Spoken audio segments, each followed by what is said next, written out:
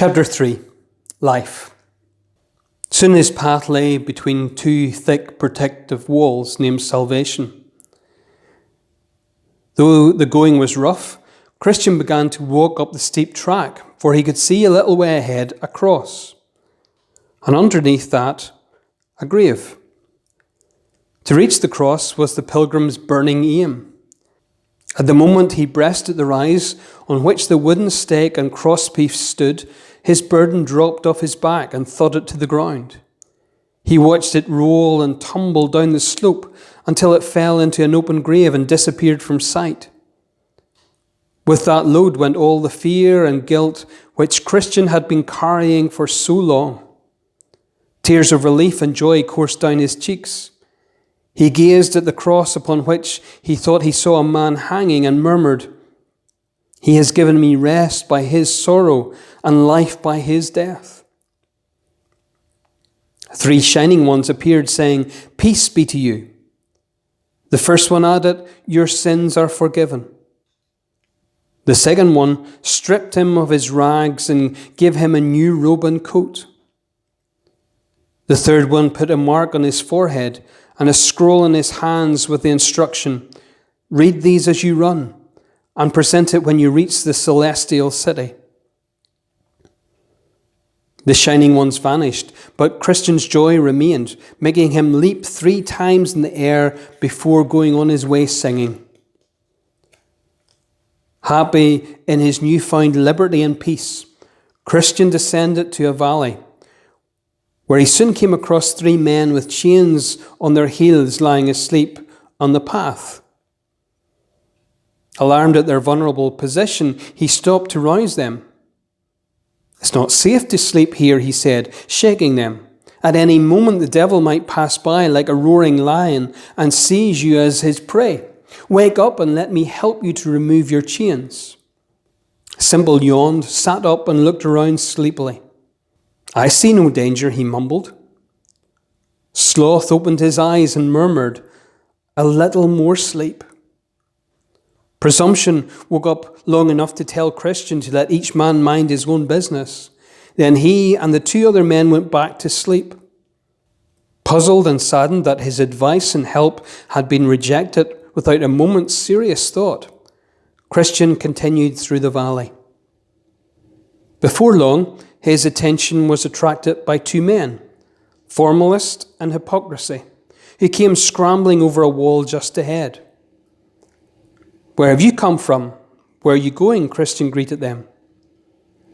"From the land of vainglory to Mount Zion," they replied. "But why didn't you come through the gate at the beginning of the way?" asked Christian. Formalist and Hypocrisy pointed out that climbing over the wall was much quicker. "But in taking that shortcut, aren't you disobeying the law of the city towards which we are traveling?" "Don't worry about that," was the confident reply. "For more than 1,000 years, people have been using this shortcut, and a custom which has been observed for so long must surely rate as law. Does it matter how we get here? Now that we're on the way, what's the difference between you and us?" "I'm walking in obedience to God's law. You're following your own ideas," answered Christian. This made Formalist and Hypocrisy look at each other and laugh. After that, they kept to themselves and did not speak to Christian again. Left on his own once more, the pilgrim kept taking out and reading his scroll.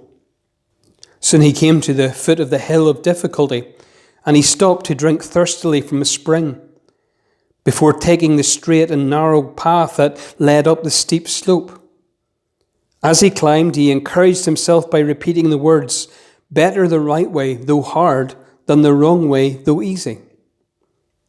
Formalist and Hypocrisy soon arrived at the spring, and seeing the steepness of the track that went straight up the hill, they decided to follow one of the paths which wound round it. Hypocrisy took the right-hand fork called Destruction, which had led him into a range of dark mountains where he stumbled and fell, never to get up again. Formalist took the left-hand fork called Danger and was soon lost in a dense wood. Meanwhile, Christian, now clambering on hands and knees, noticed a pleasant arbour built by the Lord of the hill. Here, halfway to the top, he rested, reading his scroll until he fell asleep. He slept till nearly nightfall, when he was roused by a voice which chided him for his sloth. With a guilty start, Christian jumped up and continued on his way. On the road ahead he saw two men, Mistrust and Timorous, hurrying down the hill. Christian called out to them, "You're going the wrong way. What's the matter?" "We were on our way to Mount Zion," replied Timorous shakily, "but the further we go, the greater the difficulties we encounter. So we have decided to turn back." Mistrust took up the story. "In our path lie a couple of lions who will surely tear us apart." Infected by their fear, Christian stood still, wondering what to do. But a moment's thought showed him that it was better to go forward, fearing death, but knowing that life in the celestial city lay beyond it, than to go back to certain doom. Accordingly, he continued up the hill as Timorous and Mistrust sped down it. Soon afterwards, feeling the need for comfort, the pilgrim put a hand inside his coat, but found to his horror that the scroll was not in its place. Where could it be? He wondered frantically. Then he remembered reading it in the arbour before he had fallen asleep. Begging God to forgive him for his carelessness, Christian retraced his steps to the arbour, looking anxiously but fruitlessly at the ground all the way. Then, sitting on the bench in the arbour, he wept. After he stopped crying, he noticed lying under the seat, but still intact, the precious parchment, which must have slipped out of his hands as he'd slept. Joyfully, the pilgrim retrieved it, put it back in his coat, remembering to thank God for helping him to recover this source of comfort and assurance. Then, for the second time, he climbed the upper slopes of the hill, but by now the sun had set, and the traveller deeply regretted all the daylight hours he had wasted in sleep. His fears of lions and other lurking dangers grew with the dark. When a large building became visible just ahead, he decided if he could obtain a night's lodgings there. Seeing a porter's lodge at the end of a narrow alleyway, he began to approach it, until daunting sights and sounds brought him to a sudden halt. Two ferocious-looking lions, one on each side of the alley, crouched, growling and snarling at him. Terrified, Christian realized that these must be the beasts which had made Mistrust and Timorous turn tail and run. The pilgrim might well have followed their example had not Watchful, the porter, called out at that moment, "Do not fear the lions, for they are chained. Keep walking in the middle of the path, and you will not be harmed." As he obeyed, Christian discovered that the chained beasts could do nothing but roar. So clapping his hands boldly, he went past them and up to the porter's lodge, where he was admitted by kindly Watchful. Christian then explained why he had arrived so late, requested a night's lodging. At this, Watchful pulled a bell rope, saying, "I'll call one of the caretakers." Answering the summons, a graceful girl called Discretion entered the room, began talking to Christian. She called her sisters, Piety, Prudence, and Charity, to come and join her. Quickly convinced of Christian's credentials, the wise and gentle keepers of the mansion led him from the lodge to the main house, saying, "Come in, for this house was built by the Lord of the hill in order to help pilgrims like yourself." So Christian entered the huge and lovely building known as the Beautiful Palace. When the five of them had made themselves comfortable, the caretakers asked the traveller for more details about himself, his family, and his journey, and Christian answered all their questions fully and truthfully. At the pleasant evening meal which followed, the sisters told their guest more about the Lord of the Hill. He is a brave warrior who at great cost to himself fought and killed the one who has the power over death.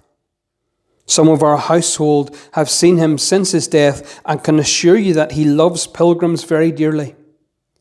He stripped himself of his glory in order to give eternal riches to the poor and humble, and to make heavenly princes out of earthly pilgrims.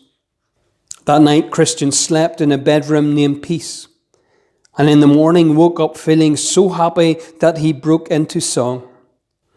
For a few days he stayed and explored the palace. One room contained relics and mementos of the journeyings of the Lord of the Hill, many pilgrims. Among these objects he saw David's sling and Gideon's pitcher. In another room, Christian marvelled at the array of swords, shields, breastplates, helmets, and other kinds of armour provided for pilgrims by the Lord of the Hill. One morning, his companion took him to the palace roof and pointed out in the distance the delectable mountains and the wood and the waters of Emmanuel's land. The following day, after fitting him from head to foot with armour, the sisters accompanied their guest to the bottom of the hill, where they gave him food and good advice before bidding him farewell. Christian set off at once, eager to catch up with Faithful, a fellow countryman whom Watchful had seen passing the beautiful palace some time earlier. But first, the pilgrim had to face a new and deadly danger.